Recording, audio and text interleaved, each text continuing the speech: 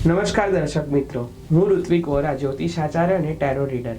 આપ સમક્ષ આ અઠવાડિયાની 12 રાશિઓ માટે કેવું રહેશે એની ભવિષ્યવાણી ટેરો રીડિંગ દ્વારા કરવા જઈ રહ્યો છું. સૌથી પહેલાં આપણે વાત કરીએ છીએ મેષ રાશિની. મેષ રાશિવાળા માટે હર્મિટનું કાર્ડ આવે છે. કોઈ તમને પથદર્શક બની રહ્યું છે તમારા આ અઠવાડિયામાં અને કોઈ માર્ગ બતાવી રહ્યો છે. એ માર્ગ જો ચીંધે છે તો એ માર્ગ પકડીને ચોક્કસ રીતે આગળ વધો.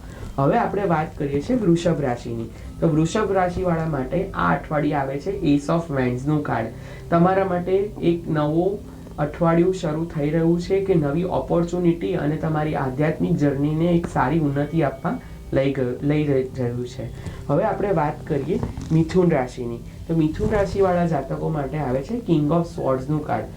તમે જે રીતે તમારા લાઈફમાં ફોકસ કરીને આગળ વધો છો, તમારા અધિપત્યને તમારું વર્ચસ્વ ના બનવા દેતા અને તમે થોડાક રીતે કોઈ રીતે પર ડોમિનન્ટ થયા વગર જો સમજણથી આગળ વધશો તો ચોક્કસ રીતે તમને સફળતા મળશે. હવે આપણે વાત કરીએ છીએ કર્ક રાશિની. કર્ક રાશિવાળા જાતકો માટે આ અઠવાડિયે 9 ઓફ કપ્સ અને ક્વીન ઓફ કપ્સનું કાર્ડ આવે છે. છેલ્લા કેટલાક અઠવાડિયાથી જો તમે સંઘર્ષ અનુભવતા હો તો આ અઠવાડિયે તમને ચોક્કસ રીતે શાંતિ અને તમને શાંતિનો અને અહેસાસનો સારો અનુભવ સમન્વય થશે અને સાથે સાથે તમારી જે લાઈફની સપોર્ટિવ ક્વીન છે એનો ખૂબ રીતે સપોર્ટ મળી રહેશે. હવે આપણે વાત કરીએ છીએ સિંહ રાશિની. સિંહ રાશિવાળા માટે કાર્ડ આવે છે ક્વીન ઓફ પેન્ટેકલ અને 7 ઓફ પેન્ટેકલ. તમે કેટલાક અઠવાડિયાથી ફાઇનાન્શિયલી સ્ટ્રગલ ભોગવતા હશો તો આ અઠવાડિયે તમને ચોક્કસ રીતે કોઈ ને કોઈ રીતે બેનિફિટ થવાનો છે અને તમારા જે અત્યાર સુધીના 2 અઠવાડિયાના તમે ઇન્વેસ્ટમેન્ટ કર્યા છે એ તમારા ચોક્કસ રીતે આગળ નીકળી જશે. 7 ઓફ પેન્ટેકલનું કાર્ડ એ જ બતાડે છે કે તમારા કરેલા ઇન્વેસ્ટમેન્ટનું હવે તમને વળતર મળી રહ્યું છે. હવે આપણે વાત કરીએ છીએ કન્યા રાશિની. કન્યા રાશિવાળા માટે તમારા 2 કાર્ડ આવે છે. ટોટલ 10 ઓફ સ્વોર્ડ્સ અને 2 ઓફ સ્વોર્ડ્સ. તમે તમારા કન્ફ્યુઝિવ પર્સનાલિટીથી બહાર નીકળો. સમજી શકાય છે કે રાહુ તમારા કુંડલીમાં અત્યારે પોઝિટિવ નથી જતો, પણ એના માટે તમે બુધવારે ખાસ કરીને મગનું દાન કરવાનું રાખો અને સાથે સાથે કબૂતરને ચણ નાખવાનું રાખો અને એ સાથે તમારી કન્ફ્યુઝિવ પર્સનાલિટી પર કાબૂ મેળવો અને ધ્યાન અને મેડિટેશન કરવાની ચોક્કસ રીતે જરૂર છે.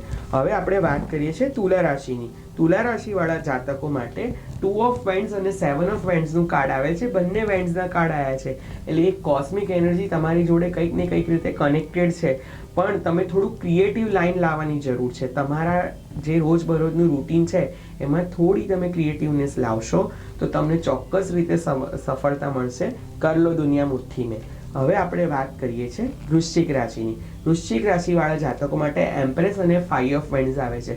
જો તમે કોઈને કોઈ રીતે કોમ્પિટિશન કરતા હોવ, કોઈ રીતે કોમ્પિટિશનમાં આવ્યા હોવ તો તમારે 4 માણસ 5 માણસથી કંઈક યુનિક વસ્તુ કરવાની જરૂર છે તો તમને એ કોમ્પિટિશનમાં ચોક્કસ રીતે સફળતા મળશે.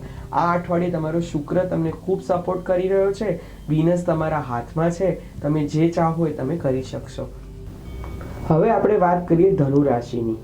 ધનુ રાશિવાળા જાતકો માટે આ અઠવાડિયે કિંગ ઓફ સ્વોર્ડ્સ અને સાથે સાથે 6 ઓફ પેન્ટેકલનું કાર્ડ આવે છે. તમારા હાથમાં જો તમે પૈસા આવે તો થોડા બચાવતા શીખો અને તમારા જે મજૂર વર્ગ છે, તમારા જે નોકર વર્ગ છે એમને થોડું ડોનેટ કરવાનું રાખો કોઈને કોઈ રીતે, તો તમારા હાથમાં આનાથી બી ઘણા સારા પૈસા આવશે. અને સાથે સાથે કિંગ ઓફ સ્વોર્ડ્સનું કાર્ડ આવે છે. તમારા ડોમિનન્સીને થોડી કાબૂ રાખો. દરેક ઉપર તમારું અધિપત્ય જવા ના દેશો. તમે થોડા સરળ અને શાંત સ્વભાવવાળા બનો તો દરેક રીતે તમને દરેક લોકો સપોર્ટ કરશે. હવે આપણે વાત કરીએ છીએ મકર રાશિની. મકર રાશિવાળા જાતકો માટે 2 ઓફ કપ્સ અને 2 ઓફ વેન્ડ્સ 2 કાર્ડ આવે છે. એટલે આ અઠવાડિયે તમે હળી મળીને આગળ વધશો. તમારા કાર્યક્ષેત્રમાં તમને તમારા સાથીદારોનો ખૂબ સપોર્ટ મળશે અને સાથે સાથે તમારા જે મિત્રો છે, જે ખાસ કરીને M લેટરવાળા અને K લેટરવાળા છે એ તમને સપોર્ટિવ રહેશે. હવે આપણે વાત કરીએ છીએ કુંભ રાશિની.